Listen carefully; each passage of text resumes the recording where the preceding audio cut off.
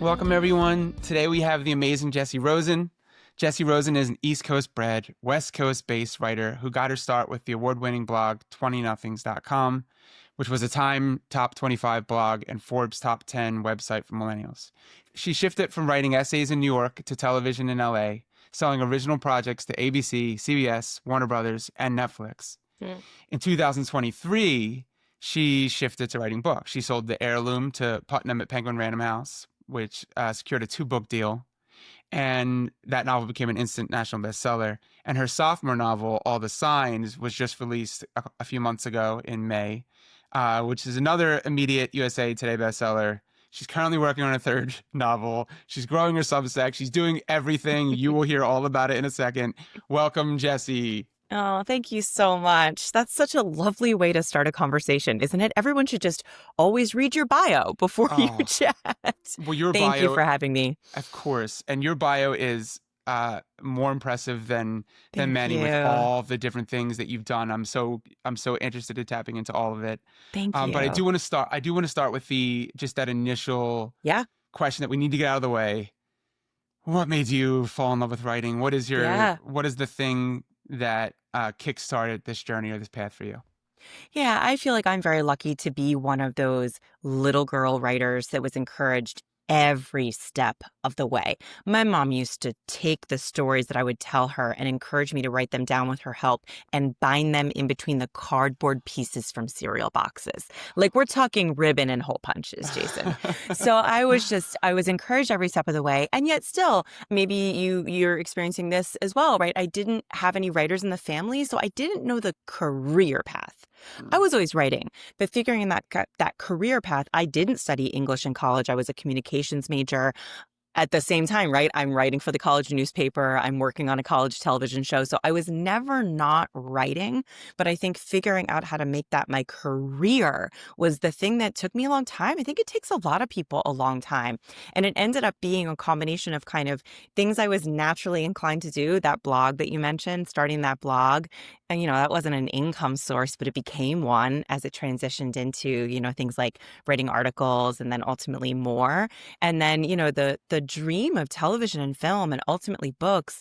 It's funny to have been a little person that was always writing books, but to never have actually believed that was possible. I do think there is that whatever it takes and whomever you meet along the path and whatever you read along the way to figure out, this is something I'm so passionate about. I am never not doing it. And yet, how am I going to make it my career and my life? So yeah, there is that windy path. And I think more than a lot of people, I have kind of dipped into different disciplines or genres, sometimes by need, sometimes by kind of like, this is where the industry is taking me, and sometimes by desire. So I'm sure we'll get into all that. Oh, yeah. I mean, first of all, I love that support that your mom gave you with it's so beautiful, the image of binding a book with cereal Absolutely. boxes. And of course, we still have them in the basement in New Jersey, It's amazing. And I should say too, my dad was a very, very creative person. So I saw that, even though there weren't writers in the family, I saw both of my parents pursuing passions and having creativity. And I think that was a big part of it too. Wow. Yeah, and we've hinted a little bit at how diverse your journey has been. It's most writers that I speak to are kind of just came into it going, I want to write a book, or maybe short stories. Yeah. Your journey has been very different from that. So we did say briefly in that bio from LA to here, from LA to New York, we're bringing up television.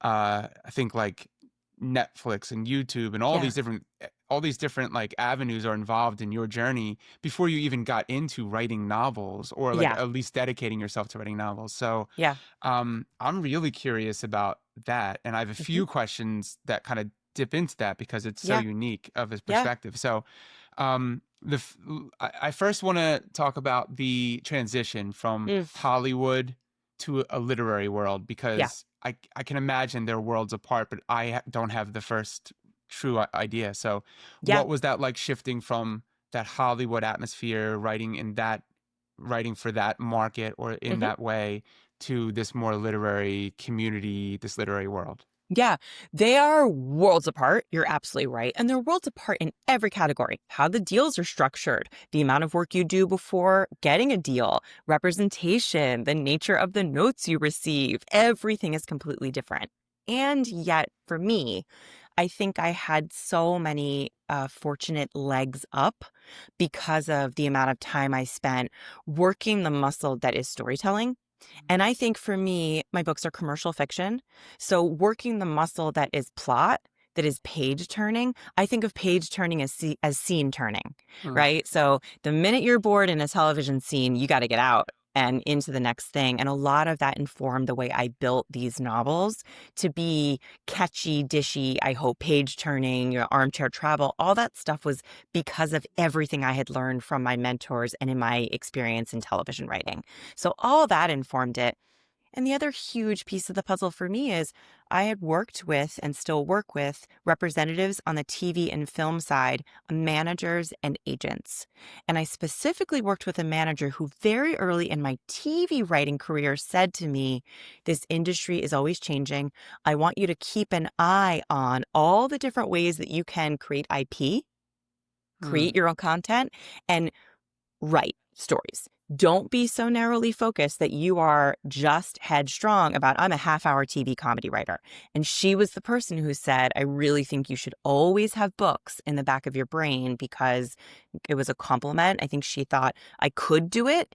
And I think it was a very, very wise business thought in terms of how are you going to keep reinventing and creating something that A, can keep you afloat in terms of income, but B, a lot of what reverse engineers back into movies and TV is books. Right. So I had always been on a creator track, which means I had been creating original concepts as opposed to being a writer that was focused on working for other shows, a staff writer or a film kind of like doctor, they call them script doctor. So on that creator track, I was really encouraged in that direction. And that manager is ultimately the person who, when I was ready to take a moment and a step back from TV writing to explore the first book, The Heirloom, not only did she encourage me, she gave me early rounds of notes and then connected me to who ultimately became my book agent. So they go together, absolutely, and especially in terms of my career, but they couldn't be more different in terms of the craft. So I can kind of speak to that too, but I feel like if I know you, you already have a question in that direction. I sure do. I sure do. Right. But I have so many questions based off what you just said right Yeah. Oh, now on your good, good. Yeah. Fire response. away. And I'm Yeah. such an open book about, I don't want to gatekeep about the idea of how I got my agent, how I got a manager, how those things happen. I think it's so important not to be mysterious about that stuff, especially for Oh, people that are coming up.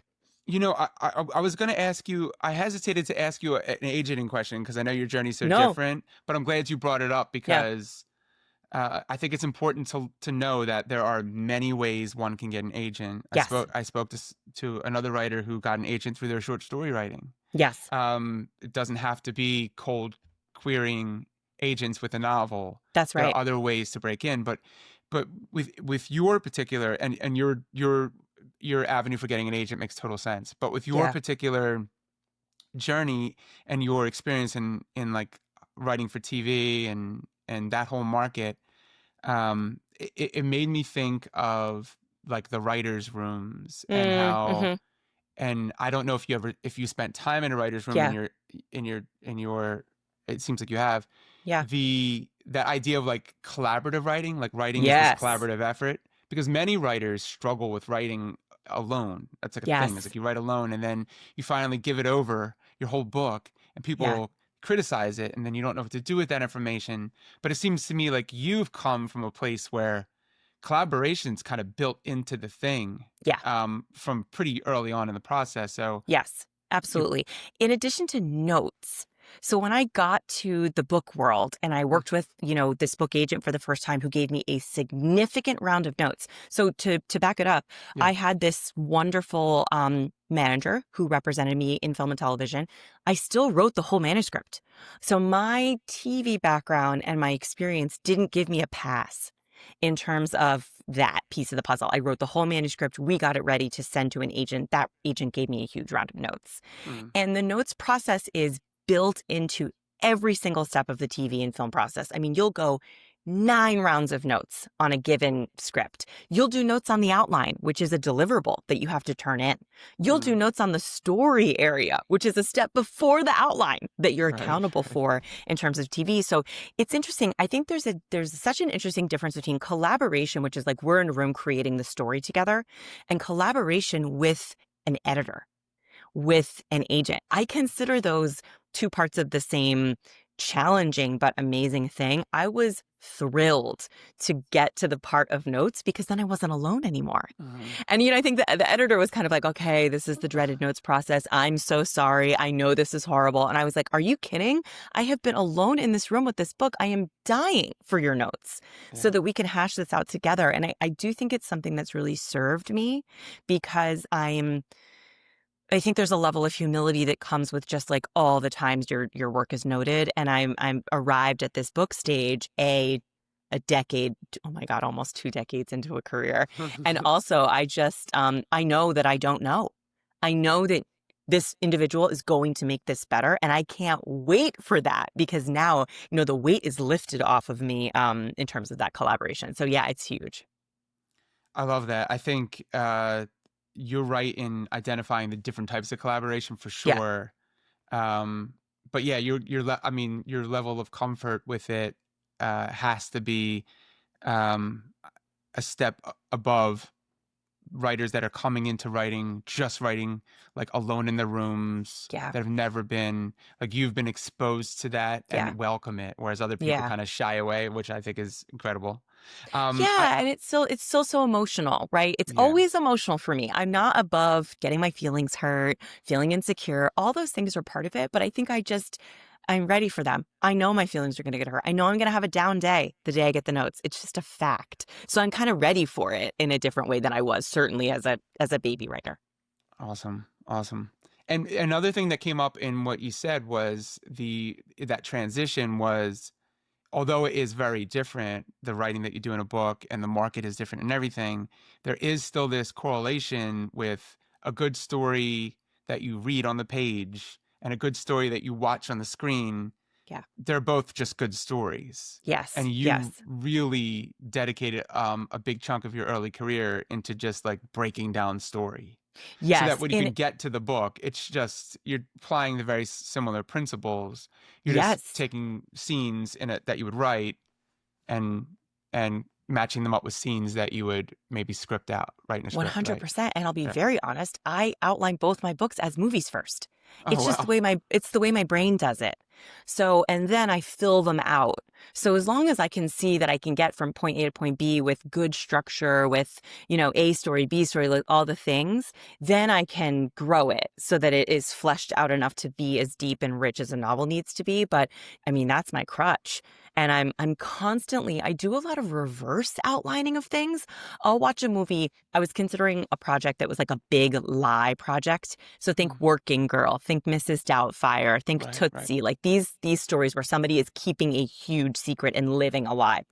I watched all 3 of them and reverse outlined them. So I wrote down every scene that was happening, what was happening in the scene, what the character was doing. And now I'm doing that with books so that I can see the structure and then I have a comfort in, am I lining up with this structure? So yeah, I get a little technical with it, don't I? Yeah, well, it's a reveal. It's amazing. What you're doing, what I'm seeing that you're doing is the organic thing that a lot of writers do anyway, which is that the saves the cat method. Saves the Cat writes a novel by Jessica Brody, which was adapted from the Saves the Cat idea for writing scripts, right? For like 100%. Film and television. And so there's that formula that has become, it's a formula. You have your own organic version of that. But a lot of writers are taking that formula of those beats and they're designing their novel by those beats. Yeah. So a lot of writers, and I'm not even sure if the writers realize that they're borrowing that heavily from film and television when they do that. But I mean, so many people are doing that. Yeah. And especially when you're writing commercial fiction, when you're touching literary fiction, all the rules are out the window. You do what you want. It's a completely different thing. But I think you and I are kind of talking about that more. I'm putting myself in like a book club, beach read, those kinds of commercial fiction categories, women's fiction. Yeah. And even if you are doing, I've written novels that are a little more on the literary side, and most of them are not. Most of my novels are more book clubby, like you're Yeah. saying. Yeah.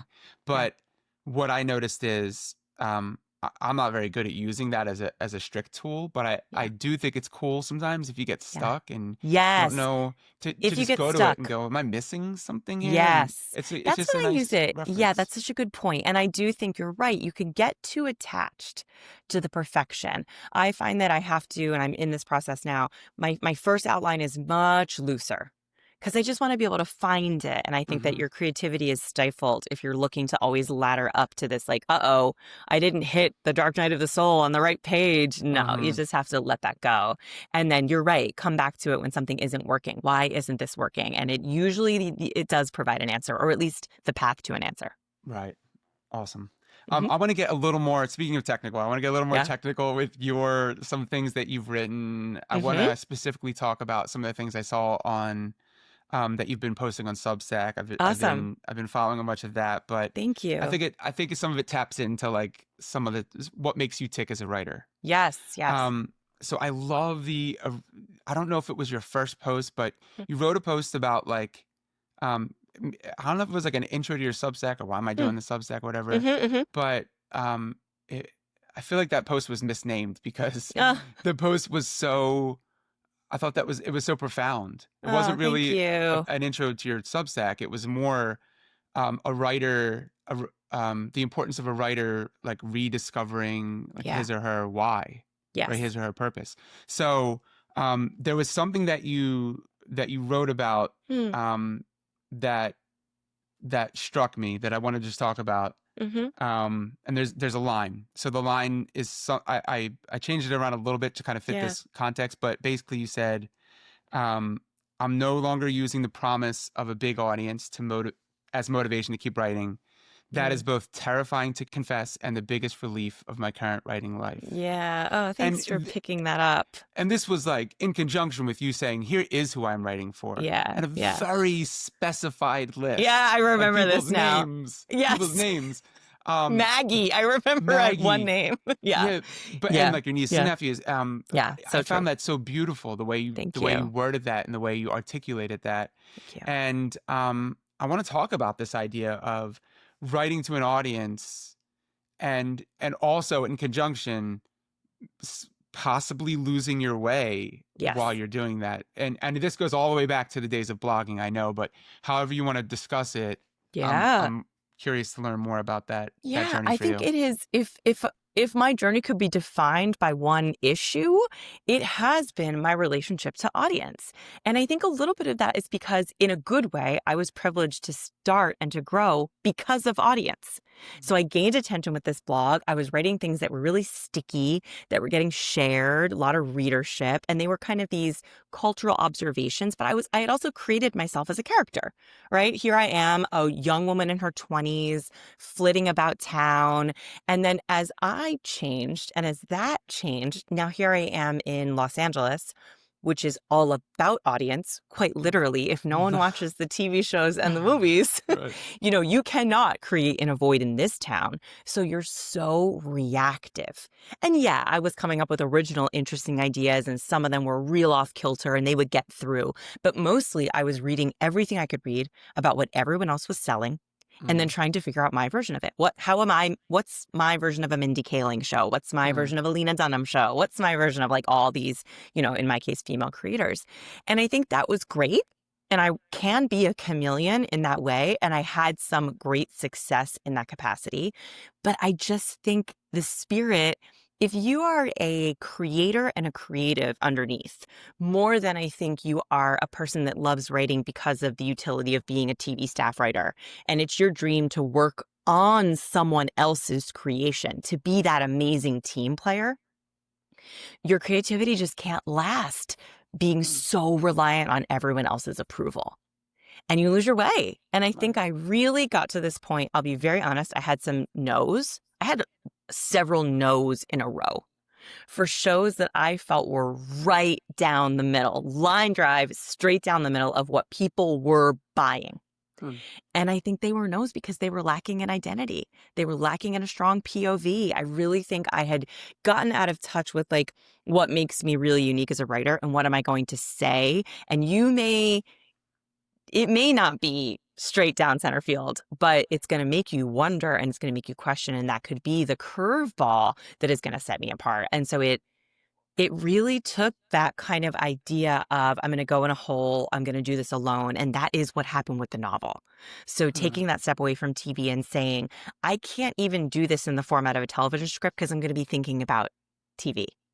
So a little bit of pivoting to novels was that I don't know how else I'm going to quiet the peanut gallery and take a step away and really go internal if I'm working in the same format that has caused this problem for me. Hmm. And so a little bit of it was that decision. The Heirloom originally I thought of as a film.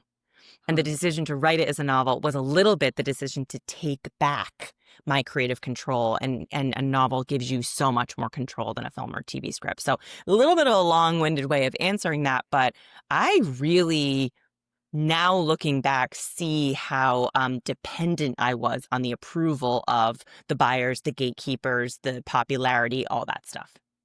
Yeah, no, I don't think that was a long-winded answer. I think that was really powerful. The so your attach your reliance on the audience and your Yeah. kind of your dependence on it caused the pivot, which has now led into this successful writing career that Yeah. you're on, which I think is incredible. Yeah. Thank But you. Thank you. but also it's something to think about because Hmm.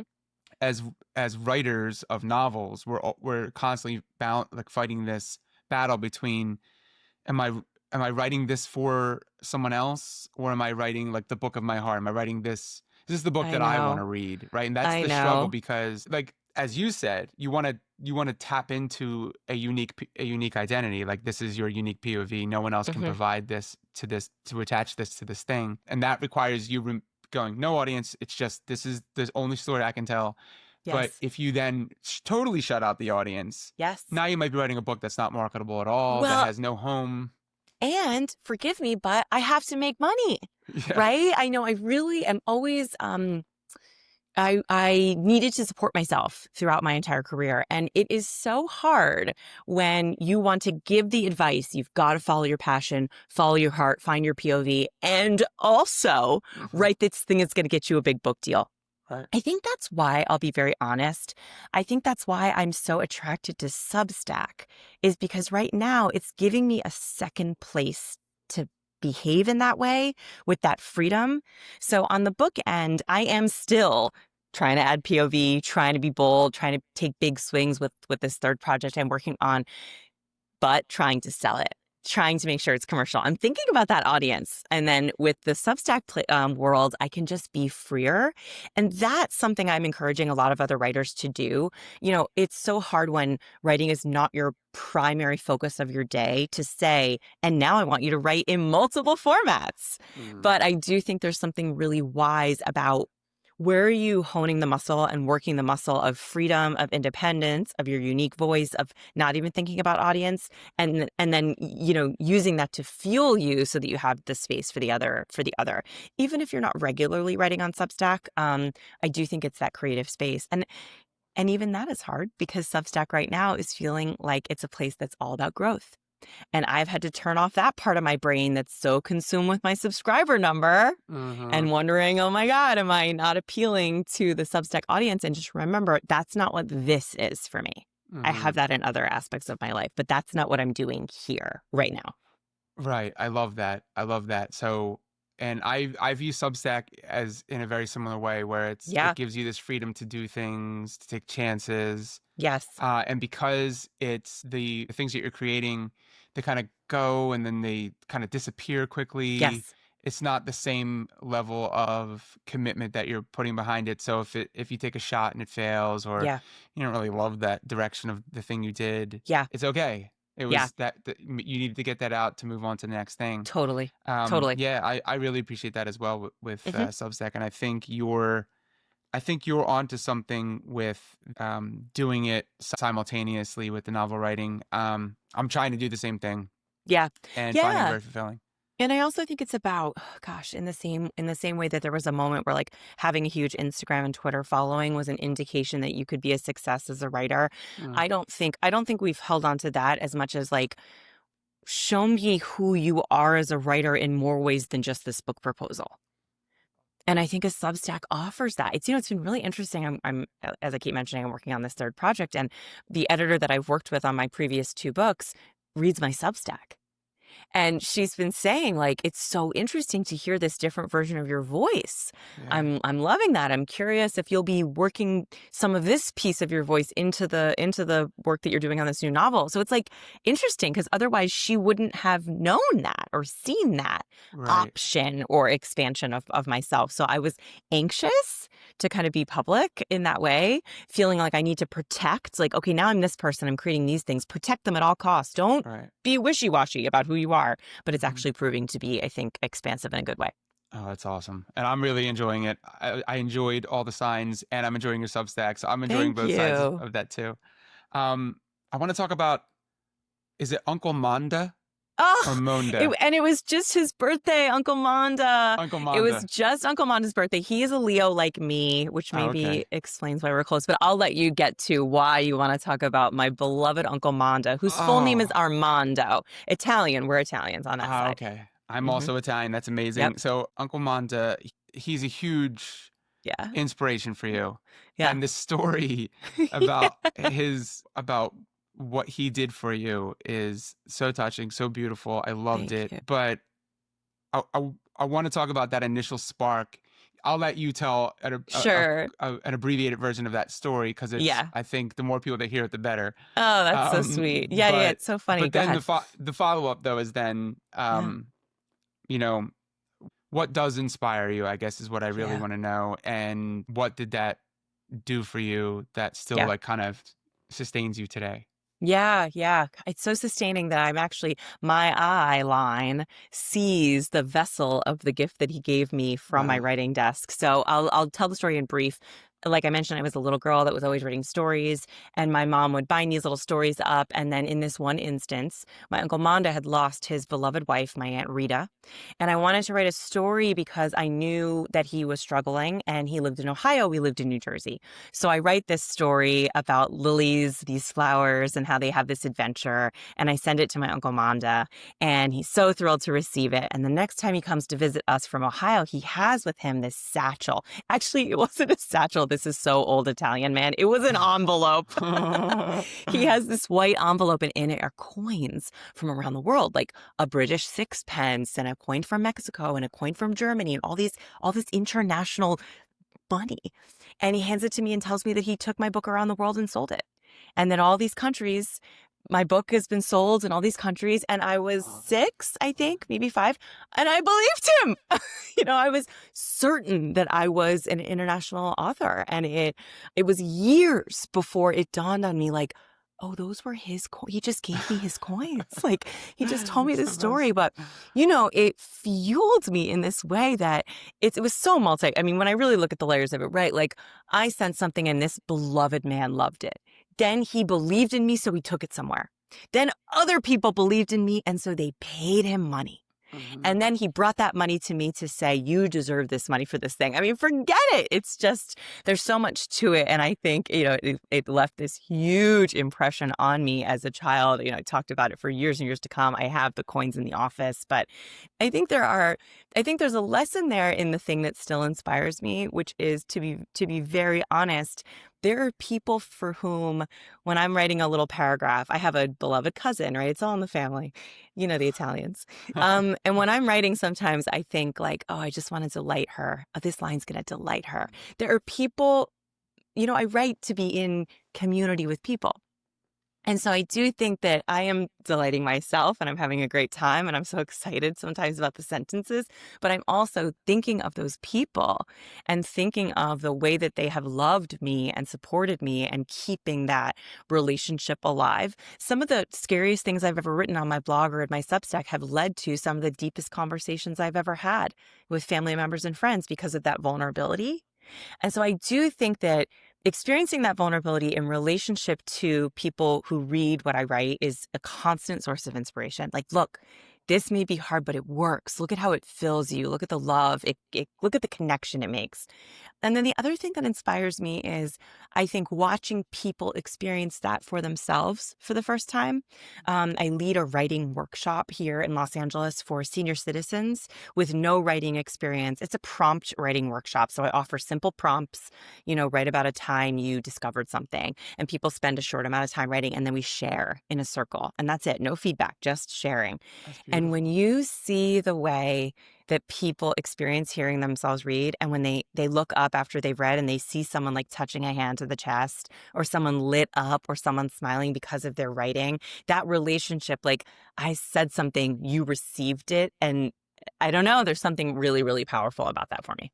Oh, that's so beautiful. There's Yes. that's the writing group that you're doing with Senior Oh, it's Citizens so is magical. so beautiful. Yeah, shout Um, out to Saved by a Story, because that is the organization that oh, okay. employs me to go offer this workshop. And like, right, it's right there in the title, Saved by a Story. Like Yeah, it's so I love classic. that. I love Yeah. that. And in the little anecdote, you wrote that he had led you to believe that were as this successful international success, and you're like, well, now that I know the truth, I Yeah. feel a little bit robbed of that, Yeah. and now I need to go get it. I had to go get it. Yeah. I So felt that way.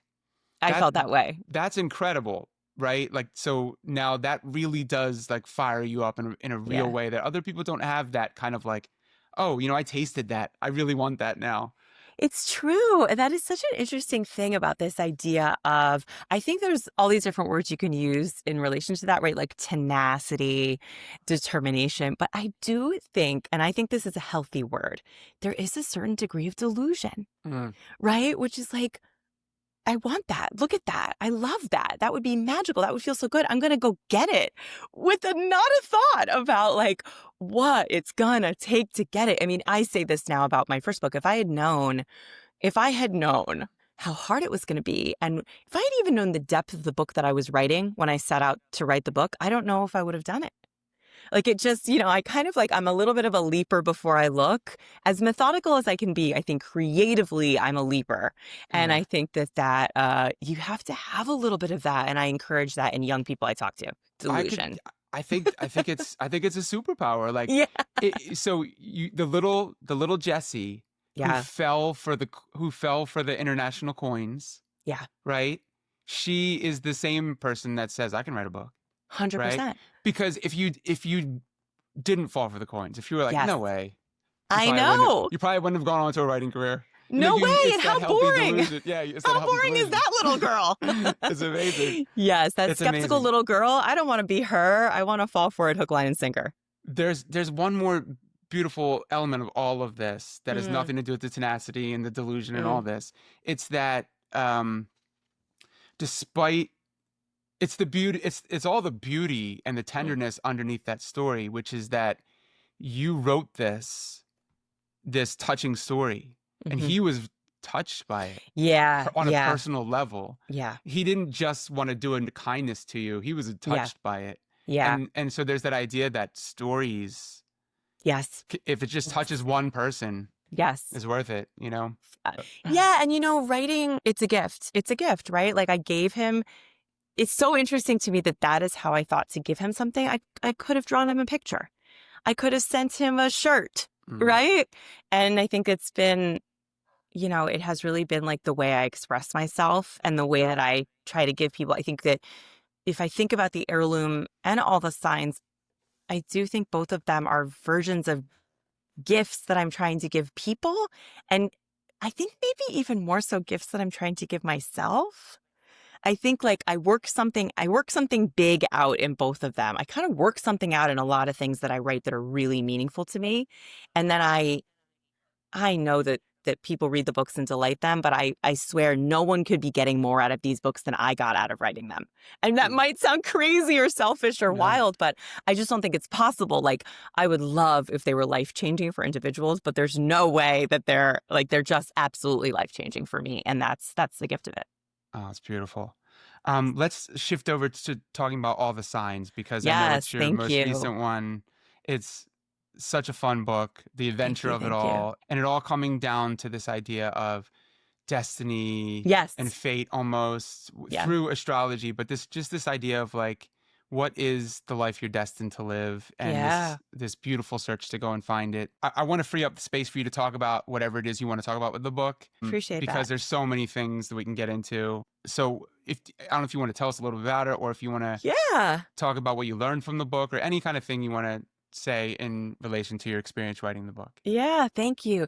Yes, I mean, on its surface, the big hook of all the signs is that this total skeptic goes through this medical mystery, and she's told by an astrologer who's very nosy, perhaps it's because you're living out of alignment with your like cosmically fated destiny, something called your birth chart. It's where all the planets and stars sit when you're born, and astrologers believe that it like really predicates not just like what you're going to do in life, but who you are, what gives you meaning, what your vocation should be, how you need to be, how you need to do everything from relax to find love. And I've always been very fascinated by that, especially because of the conversation, I think, between nurture and nature. So this idea of like you come in like this, and then you have the nurture of family and community. I'm come from a big family. I'm one of 4 girls. I have, very involved parents. So I received a ton of nurture. And yet in some ways, I think it was no match for my nature. And I've always been really, really fascinated by that. So that's the journey of the character. And to prove astrology wrong, she sets out on this kind of mathematical mission to find her star twins. So those are people with her exact same birth chart, right? And her thinking is like, well, if they have the same birth chart and we're not the same, proves me right. And this takes her on a journey around the world because I like to write about travel destinations, and I just thought that that would be fun. And this is something that I did. I found star twins of my own for Oh, wow. research. I went through, a little bit of this career time that we're talking about, this soul searching that I was doing around film and TV writing, around my identity as a writer was part of like a real soul searching time for me, that this astrology piece kind of came into the mix, and I was using it as a tool to kind of figure out who I was. So I wanted to put that on the book and to have this conversation about like, okay, what does it take to figure out who you are? What does that even mean, right? Practically, I want to see it. I don't want to read some nuanced, heady self-help book. I want to see a character do the work. And then what happens if what you find takes you out of the places and away from the people that you love? Like, oh no. Yeah. And that's kind of what happens in the book is, this character goes on this journey and she starts to touch into who she's supposed to be. And that's very exciting. And yet there is going to be this loss and this grief in relation to the life that she thought she was living. And I'm still nervous about the book, and it's done and out. Well, you did a perfect job explaining it. Oh, good. I think the book taps into. So one of my favorite romantic comedies is Serendipity. Are you The familiar best. with? Yeah. Okay. Come on. So we're tapping into Yeah. the similar vibes where Yeah. you're questioning almost like every choice you make. Yes. You have to question it and go, is that the right choice? Even the Yes. small ones, right? Like, should Yeah. I be sitting on this bench right now? Those kinds of choices. And when you start opening up your life to that, to going like, even on the small level or the larger level, Yeah. it just becomes so interesting. So I Yeah. think you tapped into something really powerful there. Yeah. And of course, like I said, with all the travel and the locations, it's just Yeah. like a fun read, but also a very powerful one. I'm so glad. And I'm so glad that it is resonating. One thing that I'm experiencing with this book, different than the first one. And the first one was about a woman getting engaged, right? So it makes sense that it would be attracting a younger audience. The readership of this book was a range of ages. And I'm talking like 65, 70-year-old women who are coming to me after reading and saying like, I never thought these things. Wow. I never had this conversation with myself. I would never have considered what was in my heart. A lot of a generation above, probably yours and my generation, really lived out of obligation in a beautiful way. But I think what's missing from that is like a whole experience of a life that you might be able to live. And I hope that at the end of this book, it is clear that there are loving ways to be a loving daughter, a loving cousin, a loving neighbor, a loving professional in the case of my character, and also be who you need to be. There's a lot in this book that's about like, what does it feel like to disappoint people? And can you live with that? Like, can you bear that? And that's been a hard theme in my life. So it was scary to put that all on the page. And It's interesting. I think that my second book is deeper than my first book, and I think it's being received in a deeper way. And now that is fueling me. We're going even deeper, Jason, Good, with the good. third book. I can't wait. I can't wait. It's Yeah, beautiful. yeah, because it was. I think it was a good lesson for me to learn. Like, it's okay, it's safe. You're going to be okay if you Good. write these deeper stories. Oh, awesome. I love it. All right, we made it to the fast round here. I have a Oh, couple more okay, questions okay, I'm ready. and then we'll wrap up. Hmm. Answer these any way you like. So Okay, the here we first go. question is, are you a plotter or a pantser? I'm a plotter. I want to be so cool and say I'm a pantser, and I'm not. Right. I'm not. You In have fact, the I'm like looking right now at this big board I have with all these note cards on it, and I'm just itching to get more note cards on it because I am a plotter. I think plotting's cool too. They're both Yeah, cool. it is. What is? I'm an oldest daughter. I'm a plotter. Forget Gotcha. it. Okay, next one. What's Mhm. one writing rule you don't really agree with? Wow. I think one rule I don't agree with is that routine, strict routine, like that Stephen King, wake up every day, write from 8 to 11 or whatever he does. I don't think it serves everyone. I really think that having a flow, there are times when you have to get the work done. And so the routine, yes, a routine is important, but I don't buy that. I've never bought that most people function well with like regimented routine. I'm more into like the concept of, how they say like sleep hygiene, like what are you doing to prepare for bed? I'm looking at like writing hygiene. Like what am I doing to prepare to sit down for a work session? And how do I keep the space around that like clean and focused and all that jazz? I love that. I love that. Mhm. And I think you're right that not only does like that strictness not help people generally, but creativity especially does Yeah, not yeah. bend to that really. It doesn't No, no. conform to that. Yeah. Love it. Okay, Mhm. next question. You can answer this any way you want because it's a wide open question. Okay. Who inspires you other than Uncle Uncle Armando? Monza, my beloved Uncle Monza. May he live to be forever. Yes. I'm gonna say, I have a 4-year-old niece. I have a lot of nieces, but I have a 4-year-old niece, and she's really very free Mm. creatively. And she's like just really free. I'm literally thinking of her right now dancing, and I'm thinking about the freedom she has with herself because in my mind, I think she's under the age where she thinks anyone's watching her. Mhm. She's so unconsumed with the idea of like her appearance or people judging her. She just doesn't care. And that is so beautiful to me. It's so beautiful to be around. And I've been thinking about her as I've been working on this new project and just thinking like, what would Emma do? She's 4. I love that answer. You're Yeah. inspired by your 4-year-old niece who Yeah. does not care what anybody thinks. I think No, that's your not next. yet. And I want her to never care. Like if I have anything to That's do with it, she'll never care. that's your next Substack. That's your next Substack Yes, article right exactly. there. It's Good. perfect. Okay, next question. If you could offer one piece of advice to aspiring writers, I know there's a million, but if just one today, what would it be? You got to share your work. You got to share it sooner than you want to share it and with more people that you think you should share it with. I think that a lot of writers are so anxious about how their work will be received that they hold it for too long until it's perfect. And I think that whether it's something as bold as sharing on a Substack or something as small as like sharing it with one friend and asking for feedback, it's just so, so, so important because people will have notes. People will have thoughts. It's probably not perfect. It's nothing that I've even ever published has been perfect, right? Of course not. So I do think that process of get your work out there sooner rather than later to begin the process of like experiencing being seen, right? We write to be read. So the Yeah. sooner you can get yourself read, the better. Great advice, and it taps into your bravery experiment on Substack, which Yeah, we yeah, didn't yeah, even get yeah. into, but I like to you're think it does. Thank you. yes. Okay, final question for the fast round Okay. is name a book that changed your life. Yes. I give this example a lot, but it is really meaningful to me. It's a children's book. It's called Miss Rumphius. It's by Barbara Cooney. It's about this lovely woman. The story is in and of itself lovely. It's about a woman who wants to change the world. And so she ends up planting these seeds along the path. And as she grows older, more of the seeds grow. And it's more involved in that, but like that's the gist of it. But the reason it's a book that changed my life is because this is like hard to explain, but I guess I just didn't know that individual people wrote books. And I'll never forget it. I turned that book over, and on the back was a picture of the woman, Barbara Cooney, the author. And she was in her little office and she had this like majestic white hair and this low bun and she was wearing this shawl. And I was like, wait, this woman wrote this book? Like it just all came together for me in this realization that individual people create these things. This woman did this and then I read it and it just was like a lightning bolt in my brain. And I think about it.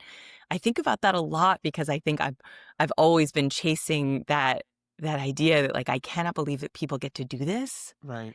And the moment I realized that that was a thing, it just was very revolutionary and life-changing for me. So Barbara Cooney, the picture of Barbara Cooney, it's not even the book. It's the picture on the back of the book. That's so beautiful. Like the magic, just this magical transference. Like, yes, she wrote this book.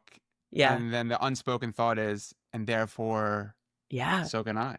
Right? Yes. And boom. And not only that, but like, and I love this. Yeah. This woman gave me this thing that I love. I can't believe that. So yeah, that's my a little untraditional answer, but very special to me. Love that Thank you answer. so much. What great lightning round questions, Jason. Good. This has been so fantastic. Thank you. So before we wrap up totally, Yes. I just want to give you a chance to plug anything that you have upcoming and talk about anything you want. Yeah. I think that I'm trying to spend less, I'm very honest, and trying to spend less time on social media. And so the idea of having Substack is that safe space. I'm Bravery by Jessie Rosen at substack.com. And for people to find me there, I'm just looking to put more of my energy and my attention there. It's amazing, Jessie. Your work is amazing. I can't wait to read more of it. I can't wait for the third book. Thank you so much. Thank you for coming on. Oh, what a pleasure. This is important work. You're doing really important work, and these spaces to connect. I mean, one of the reasons that I didn't know I could be a writer or what that looked like or what the career path was is because things like this didn't exist. So it's huge and it's great work. Well, thank you. And look forward to keeping in touch and reading more. Same. Okay.